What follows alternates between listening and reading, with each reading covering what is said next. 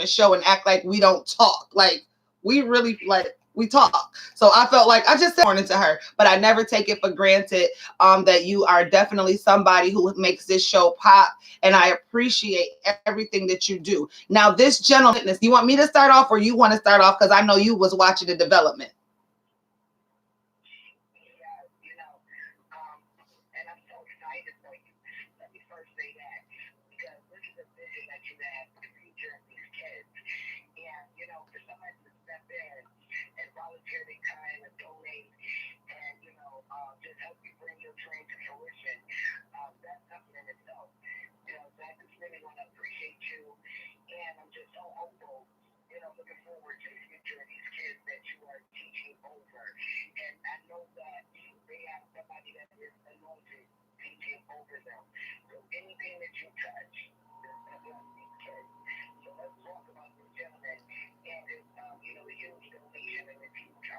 Well, before I totally let him loose and tell his testimony in this Testimony Tuesday, this gentleman is a mutual friend of a very close co-friend of mine. And I call her a co-friend because instead of saying a co-worker, Heather's a co-friend of mine in the IT department over at Maritime, does a great job with making sure our parent portals are up to date and everything else. And when I told her about the vision, she told me about a man. This man is not only a plumber, but he has a testimony and he's funny, y'all. But he's so real, so uncut.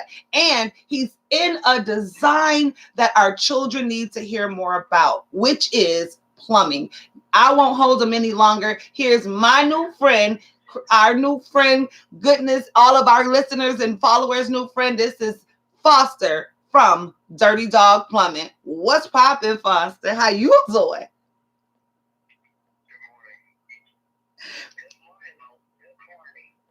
Did you grab your cup of coffee? Excellent. Excellent. Go ahead.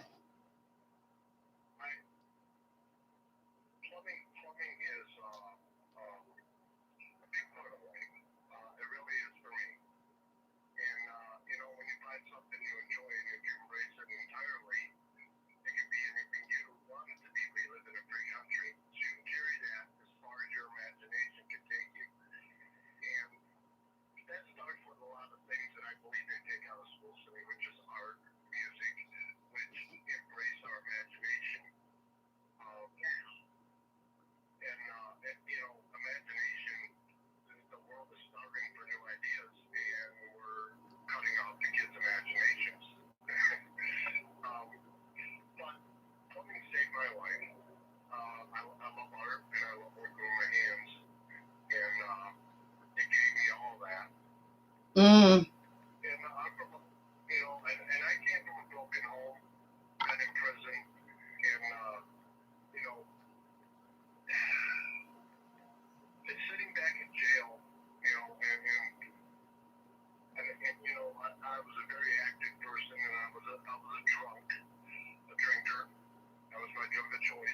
Mm.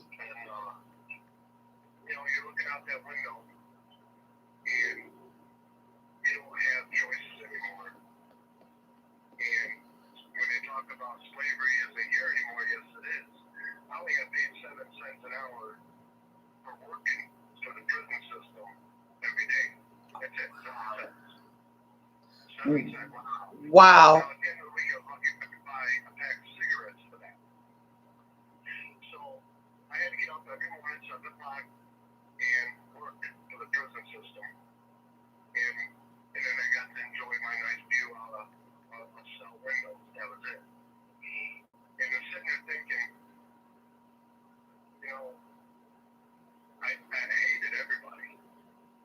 Wow.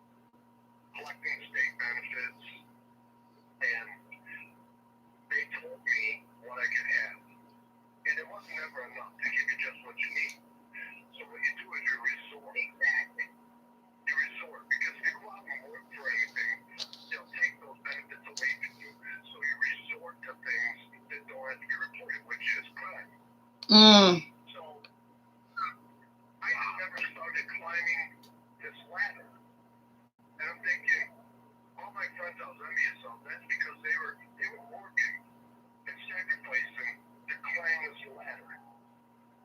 And everything that I had done in my life kept being taken away from me, including my freedom.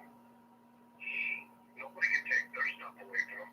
Mm. So when I got out of prison, I left my past behind me. I moved here to Buffalo where nobody knew me, and I became who I wanted to be, and I started my ladder. Now, that was 20 years ago, and I had a criminal past, Mm-hmm. but I told the guy that hired me, I said, I'll be the hardest worker you've ever had, and he wasn't hired. And Paul was silent, and he finally came back on. He said, you know what? I'll start you Monday. We'll see how it goes. I'm with him 8 years. Wow. But when he asked me to go get something, I got two of them. And when he asked for somebody to stay late, I was the first guy to offer. And today I have my master's. I'm on the plumbing board for the city, and I own my own business. And it was all due to sacrifice. People think owning your own business is being able to say when you do this and when you do that. No. I have no say over my life running my own business because when I'm not working, I'm bidding jobs to work. And then when I'm not doing that, I try to get billing out so I can get paid on jobs I've done. There's no freedom. It's a lot of sacrifice. But I do that so that my family can start out better than I did. Mm. And, Well, this is the portion. Go ahead, Foster. Finish that off. Well, I finally, it all started with letting go of that roof, starting my ladder. And Vanessa Souza is a legal immigrant from India, and he knows more about our American heritage and history than we do. When you listen to this man speak, he talks in facts about history I never heard. Wow. And he's the one I got the message of the ropes and the ladder. And he's just very, very inspiring, and that's the Souza. Wow. Okay, that's it. Go ahead, goodness. You know what? Okay, I got a couple of things to say. First and foremost, I always definitely respect and appreciate the Lord of the land. You speak of sacrifice. Foster, you said it right. You have to sacrifice. And so it doesn't change you. You have to sacrifice your fun in order to your fun in order to make the fun. You have to sacrifice your fun. You have to sacrifice the things you may not want to. But in the long run, it will be beneficial and it will take off more than what you have sacrificed or gave up would have ever given you. So, yes, there's definitely. Now, when you mentioned slavery being not over, never was it over. It was just camouflage. It was just reinvented. It was just reinvented. It never was ever abolished or erased or any of that. And now, when you speak of the gentleman that gave that message about Mm. the ladder, okay? Now, it's important that he knows more about American history than we even know. I'm going to tell you something. America don't even know half of American history because this guy is a rename, is reinvented. So, those were the key points that I wanted to put out here. But I want to applaud you and commend you and your transformation and your transparency and inspiration that you are about to get with. Now, can we talk about the project that you guys are working on and what brought that together? Sure. Go ahead. Everyone knows Foster that I have been very, very, very excited about my new job at Maritime. I've been subbing there. I had this vision, goodness, and I've been going over it all summer to bring the school to prison pipeline redirective to life. And then I went to the county fair, or the Erie County Fair, I think that's what it's called. And I ate so much. All I remember is I ate that day. And I saw this amazing wall of pipeline and what is it? What did you call it? Magnets. And it was how they would design it and redirect their mindset. And when I was introduced to you, Foster, what made you jump on board without asking? What was put on your heart? How did that go for you? And then we want you to give us your information.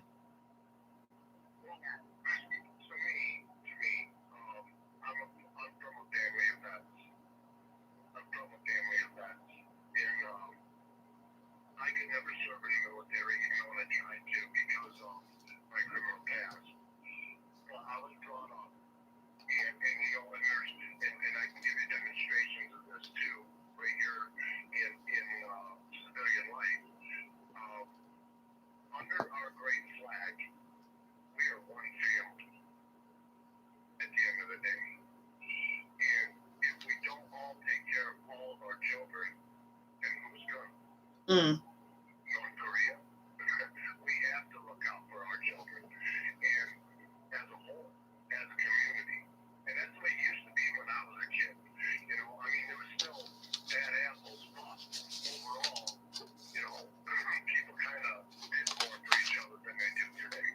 Mm.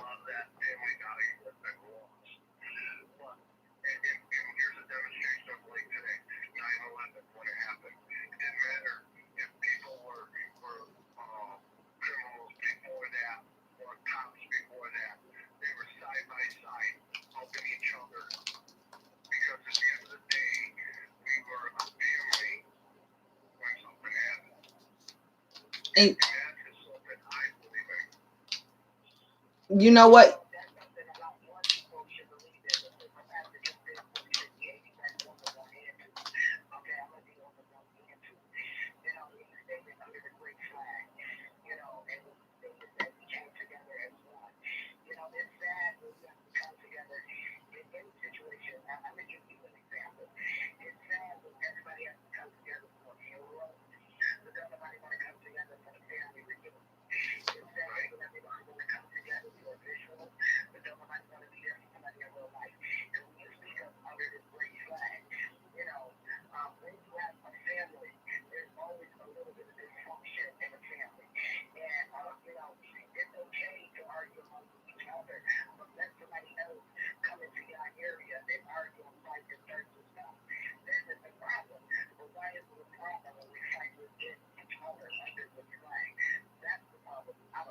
You know what? You said that, Foster. You said a mouthful. Some of our guests are saying it was all the God that brought him on board. And yes, take care of our families and our children. Yes, family. And incorporating that, I want to personally thank Dirty Dog Clement, and I'm going to do this publicly. Can I do it how I'm feeling it, Foster? Foster, not only did you just open up and said, I'm going to donate over $100, but you have to remember, I value and I put a price tag on your time. So as of right now, I'm not sure how much it amount to for you to come to the school over at 102 Buffum. You dropped off the pipeline. You gave us some input on how to work it. The school has now invested. You gave me input. You saw the vision, and I really don't take that lightly. Nobody does, because it's not my vision. It's my vision for our children, and our children are very thankful to have someone who did not just spend time but money, and you were not slothful about it. That piping is already there, and because of your expedient and expected involvement, the school went ahead and now we have a magnetic wall. Remember, you and I were trying to figure out how to do some things? We have the school invested. We have a magnetic wall. I did put the challenge out there, and now we have a golf club, Yeah, I guess that's what, a golfing club that's going to donate some more of the materials that we would need to make this vision a long standing wall at the Maritime Middle School to help children redirect their paths. I want to thank you so much, Foster. It's already 6:48 to the top of the hour. Can you give us your information? And I know you got a busy day, so we really appreciate you this morning and your testimony on this Tuesday. How do we contact you? Yes. Oh, you say it just like that. I want to, if somebody's out there that needs to get in touch with Dirty Dog Clement, how can they do that?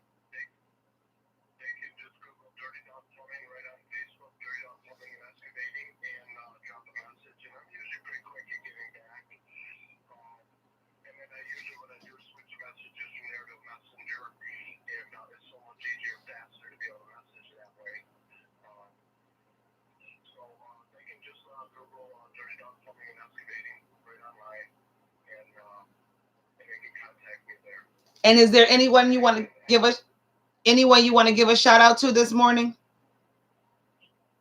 No, no, I love the area. I love this place. I've lived here for 20 years. It feels like home to me. And I just, I want to give a shout out to everybody. I just hope everybody has a great day. And, let's have a day with no time. And let's get these kids ready for school. It's about to happen. Yeah, thank you. Thank you so much for coming to Buffalo. Thank you for coming on to the show. Thank you for being here for 20 years. And that goes to show you that Buffalo has nothing love. Yes, we have love for everyone. With two rubber. Show me a lot of love. Oh, thank you so much, Foster. Thank you so much. If you're interested in how to get your plumbing done, that's Dirty Dog Plumbing. And you'll hear more from him as the project develops. 716-479-7361. That's Foster of Dirty Dog Plumbing. We also added 2 rubber bands. Thank you so much, Foster. Have a great day now. Thank you. You too. Bye-bye. Peace.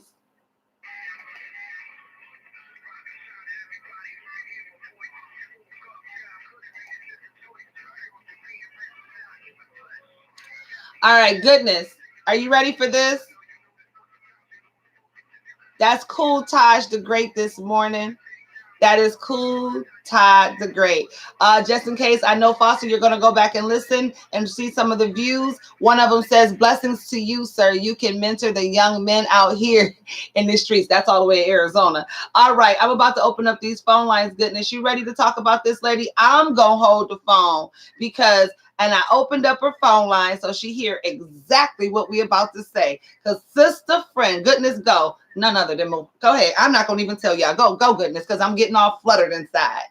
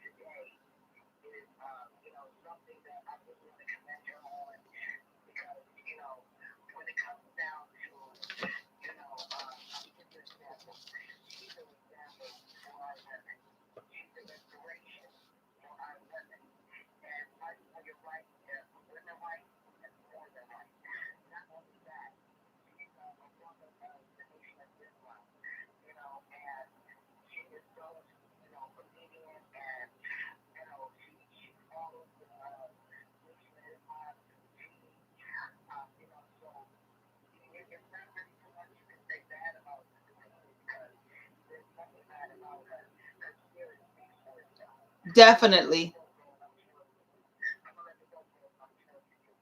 All right, listen, I'm not going to even hold it. Welcome, Sister Muhammad. Assalamu alaikum.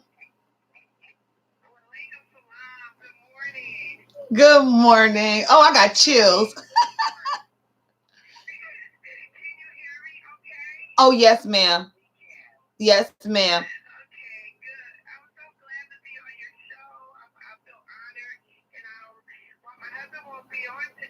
I did send him the information, so maybe he'll get a chance to get away. He's at work this morning.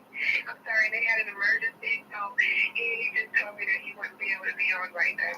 Listen, it's okay. It's fine. Go ahead, goodness.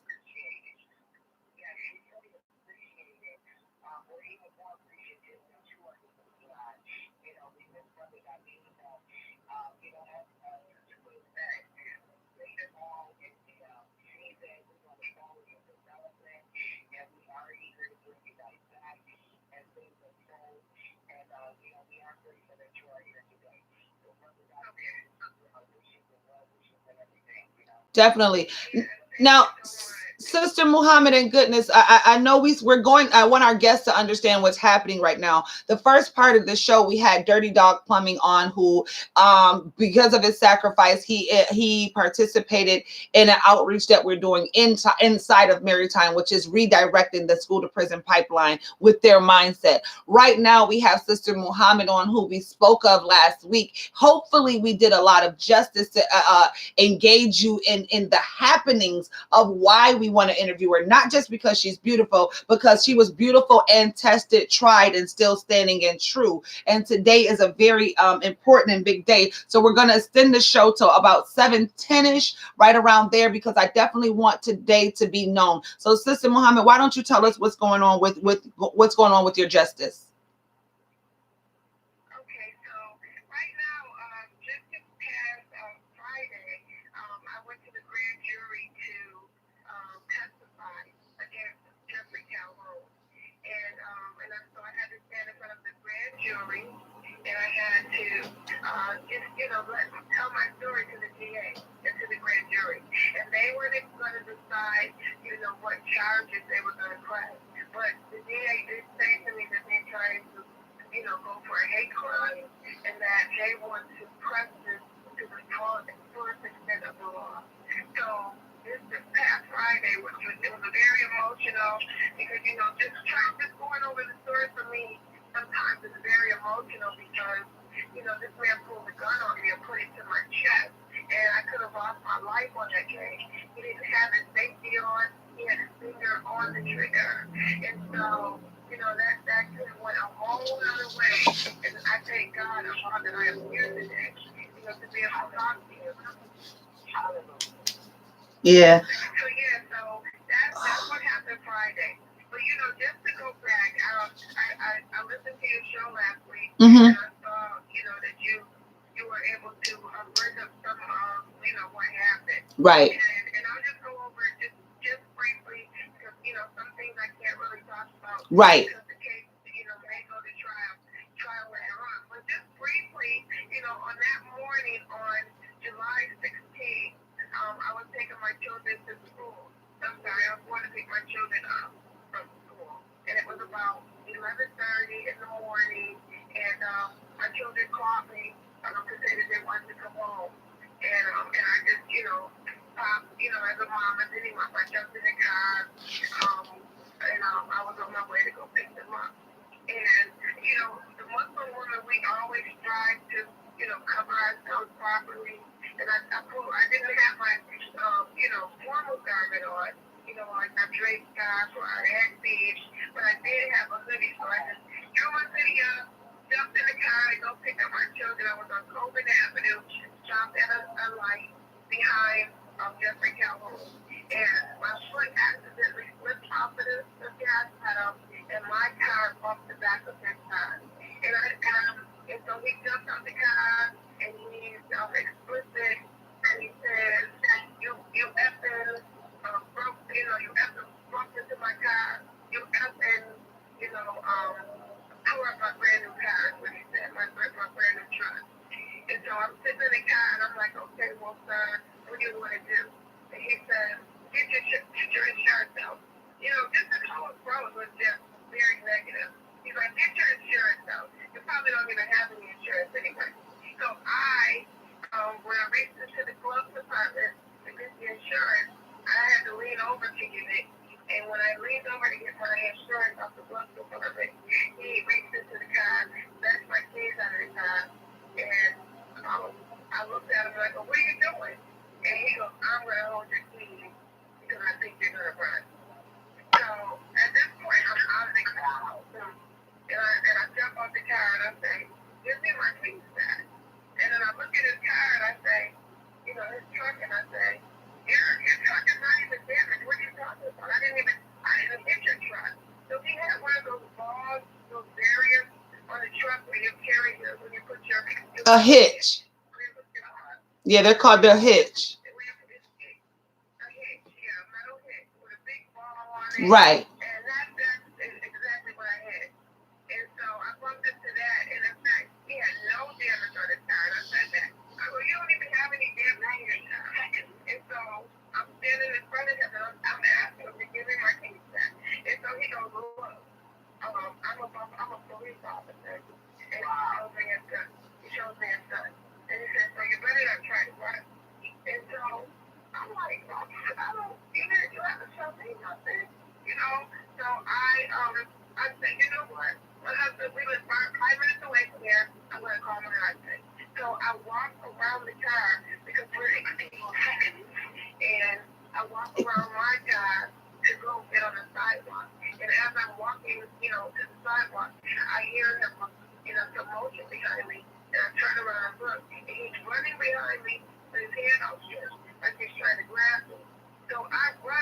sidewalk.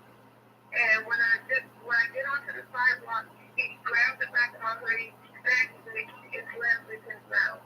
And I hit the ground, and I hit my head, and the pain was really intense, and I feel like I'm about to find out. So I just jump up real quick, I Right. jump up, and I'm like backpedaling, trying to get away from him. And he's like trying to grab my purse from me to stop me from calling my husband. He like grabs it, and then he takes me and he swings me around, and I fall on the ground again. And this time while I'm on the ground, I kick him in the face 2 times, and I'm yelling, "Get off of me! Get off of me!" And that's when the lady across the street hears me yelling, and they're on the porch, and on the video you can hear them talking in the background, and they're saying things like, we have the guns. No, don't go down there. I'm gonna go help. And he's like, no, don't go down there. You have the guns. And he's like, mister, you can't manhandle that lady like that. Your head is gonna take. And he's like, you can't be throwing that lady around like that. If she took something from the premises, you can't do that. And so I managed to say, I didn't do anything. I just bumped his ass in the side. And then, so then I'm back up again. And at this point, a man comes, a white gentleman, he sees the whole thing going on. He stops his car, and he says, mister, you can't be causing that woman around like that. What are you doing? So he tries to get in the middle of us. And I'm sorry, let me back up a minute. Before that happens, he Jeffrey Calhoun, I'm trying to get away from him again.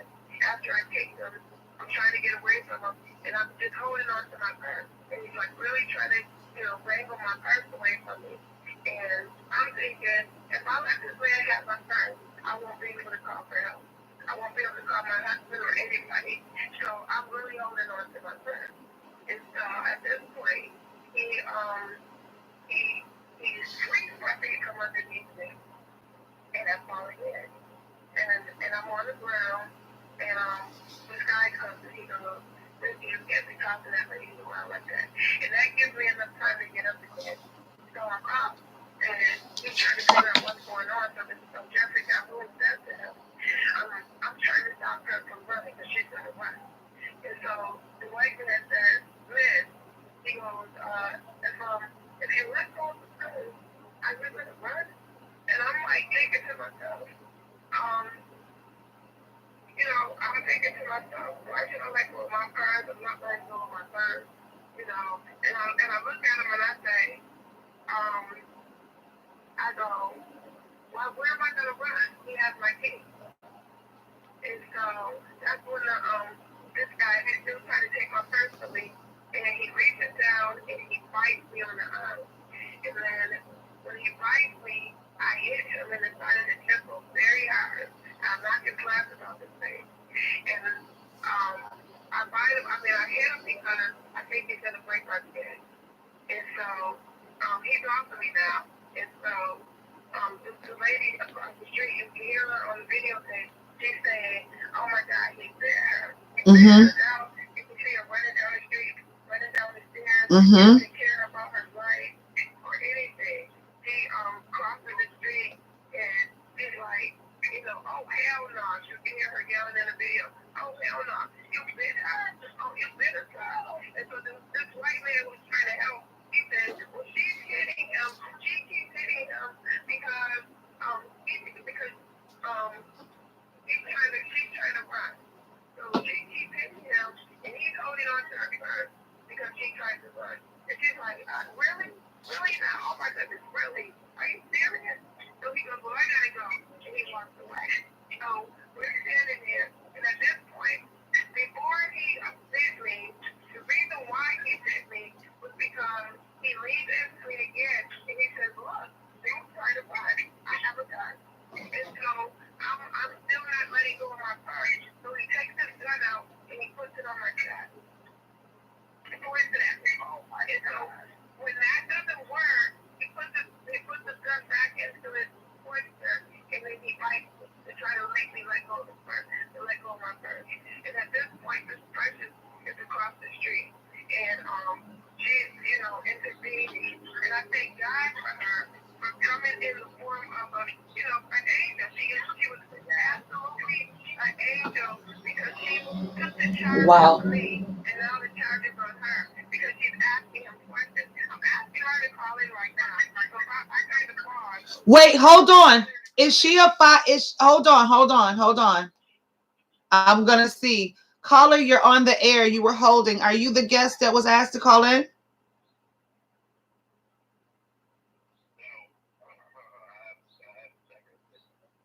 Oh, okay, you're listening. Good morning. Where are you calling from since we woke you up?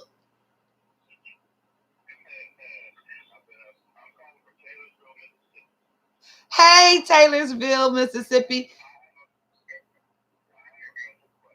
Go ahead.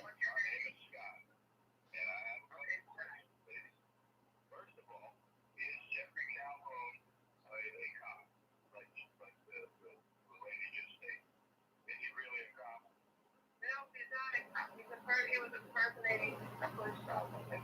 All right, well, that's important to the story because some of the things he did, Cop would not do. And then second of all, as you're rambling on about this whole situation here, wait, go ahead, sis. Let them just say it. I feel you. Go ahead. I got you.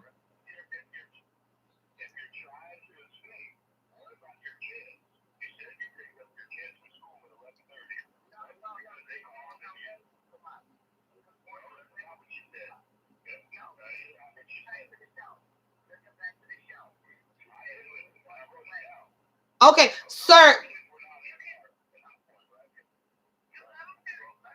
Yeah, go ahead, sir.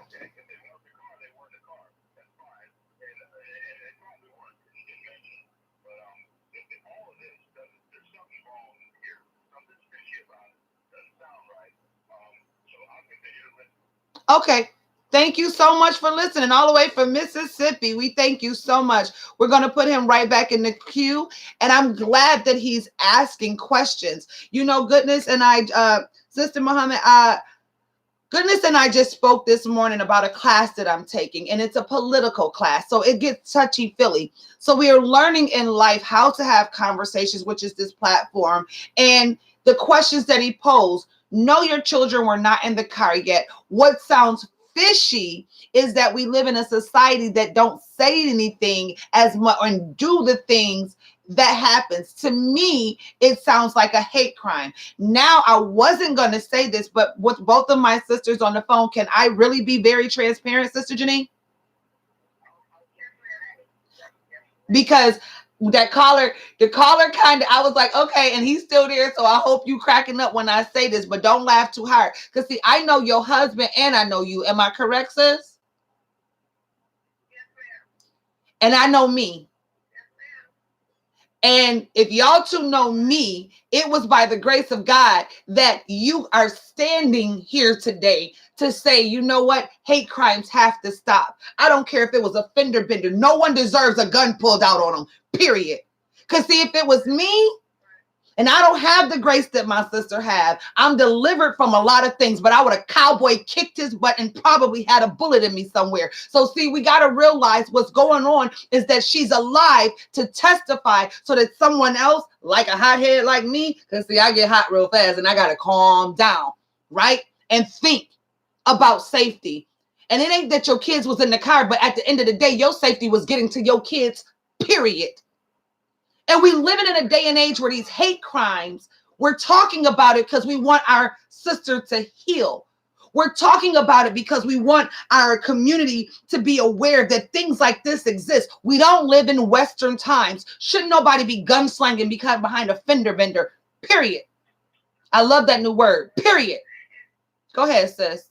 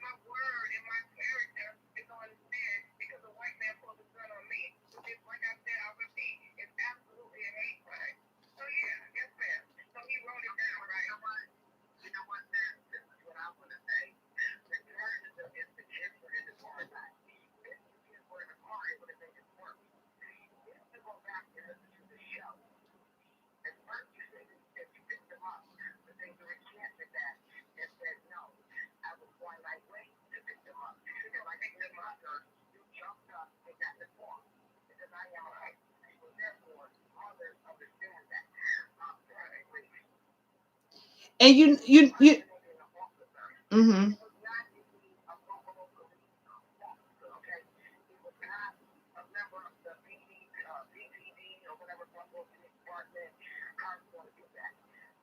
Another thing, for that young gentleman to say, oh, well, then you're trying to run, so you're hitting him because you're trying to run.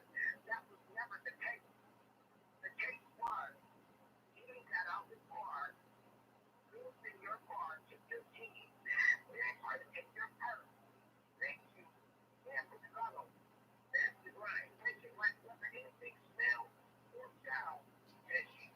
The fishing part is that this incident happened. And if I can hurt the guy, at least that's the Lord that you are still alive. The reason Definitely. we want you to come on, the reason we wanted you to come on is regardless if you're a black woman, a Muslim woman, a Chinese woman, an Indian woman, we should never happen to a woman, period.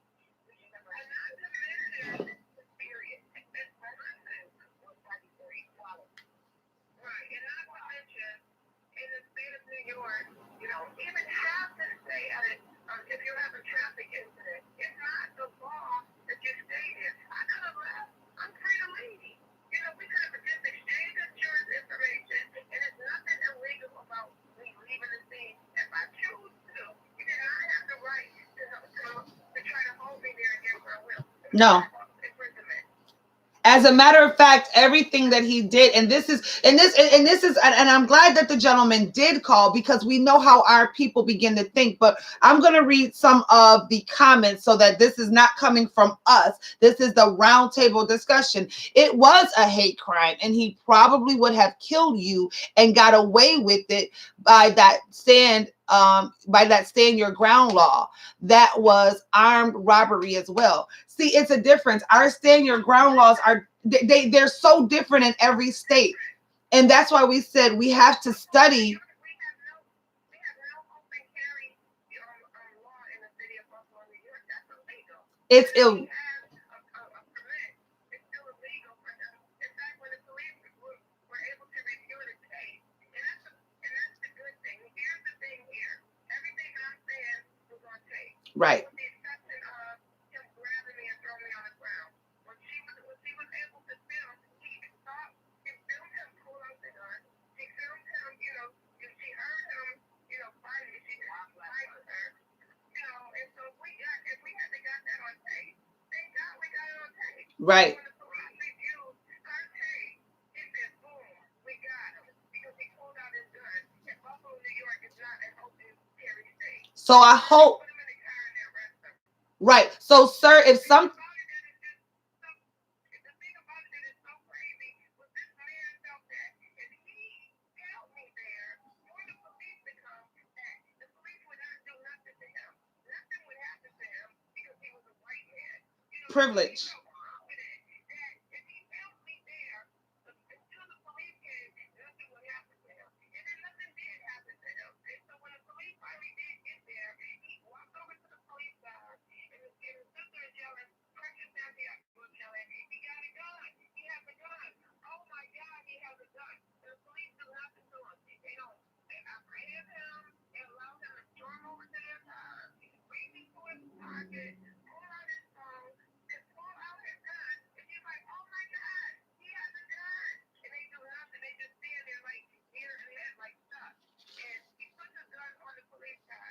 And then at this point, after they review his case, they say, boom, we got him. And they lock him up and they put him in the car. And then it was at that point, when they put him in the car, he looks up at me and he said, nigger, you probably didn't have any insurance anyway. Stop. You should have just stayed there when I told you to. Stop right there. Stop right there. He said, but he got the right one. I know if he had taken my keys, I would have been fighting for him and screaming rape. That would have been the next move if he would have got away with it. I just wanted to read that comment. It's already 7:15. But sis, I do want you to stop right there, because you have to repeat this so many times. What I want our listeners to know, and goodness, let me know if I'm wrong for this. How can we support you? I got to run in a second, but I'm getting, and emotions are flying. You've clarified a lot. And now you understand our laws in Buffalo, listeners. How can we help?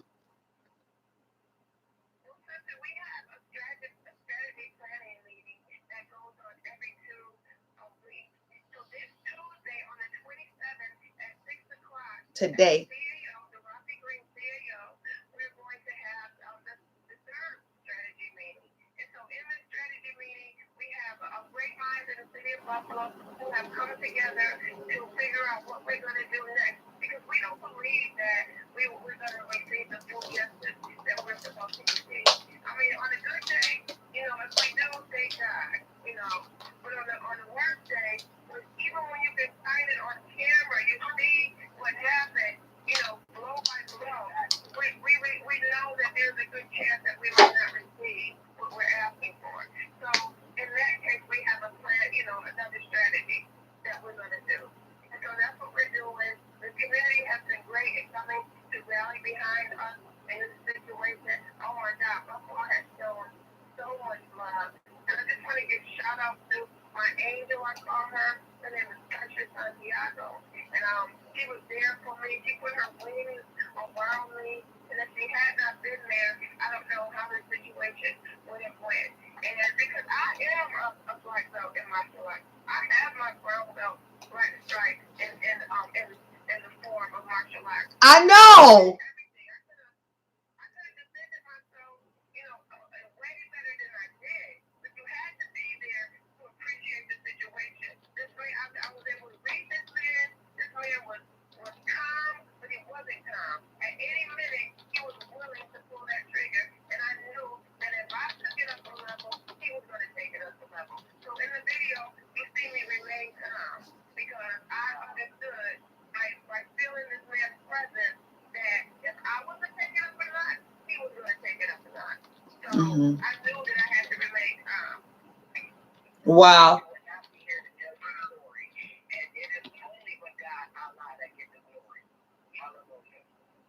She's some of the guests said, can you post the information on social media? Sister Muhammad, can you go back in here and post the information if you have time? I know goodness will. And then of course you said you have Justice for Janine is a site, a hashtag, so we can also go there.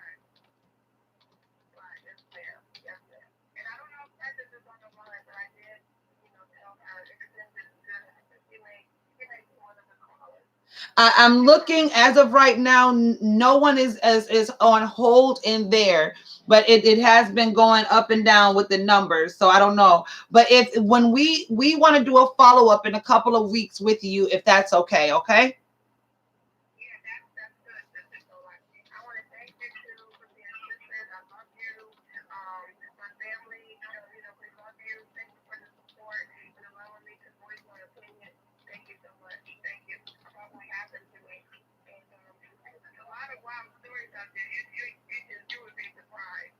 You would be. Listen, you definitely will be. I want to thank you so much. Listen, we extended the show. It's 7:19. I gotta go get this classroom together for Maritime. Goodness has some great events to do, and definitely Sister Muhammad is getting ready for tonight. We appreciate each one of you. We love your questions. We love your comments, involvement. That's what it's here for. Always respectful, always loving. Later on today, if you're not going to the meeting right away, or maybe the adults are going to the meeting and the children need somewhere to go, send them over to the Juneteenth Center, which is not too far from the Rocky Green Center, for the actual Garvey activities that will happen at 1573 Genesee right here in the city of Buffalo. Goodness, we got to get up and get out and do what? What you got to say as we close out this morning?